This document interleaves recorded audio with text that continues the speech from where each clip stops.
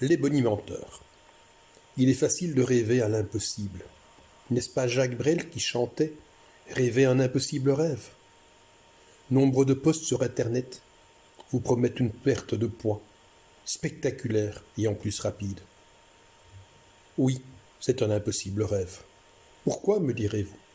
Avec le thé machin, j'ai perdu 7 kilos la première semaine. C'est bien la preuve que ça marche. Oui, effectivement, vous avez perdu 5, 7, même 10 kilos en une semaine. Mais pas de graisse. Il y a 2 endroits sur lesquels il est facile de jouer à court terme. Premièrement, les intestins. Si vous videz l'entièreté de vos intestins par une détox ou un jeûne, vous allez perdre quelques kilos. Mais dès que vous allez manger, vos intestins vont à nouveau se remplir et le poids perdu va revenir. Deuxièmement, l'eau. En effet, notre corps est composé de 75% d'eau. Donc, une personne de 80 kg a 60 kg d'eau. Avec un diurétique quelconque, il est facile d'en perdre 10%, soit 6 kg. L'eau est indispensable au bon fonctionnement de tous nos organes.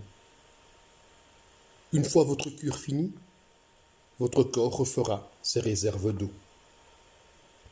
Ce que vous voulez perdre, c'est de la graisse. Pour brûler 1 kg de graisse, vous devez consommer 7000 kcal. Un organisme consomme, pour son bon fonctionnement, en moyenne 2000 kcal par jour. Donc, si vous ne mangez plus, que vous vivez exactement de la même manière, en 3 jours et demi, vous aurez brûlé 7000 kcal. Le stress que vous allez donner à votre organisme en le privant de nourriture va avoir un effet pervers sur votre recherche de perte de graisse. L'organisme n'aime pas être maltraité.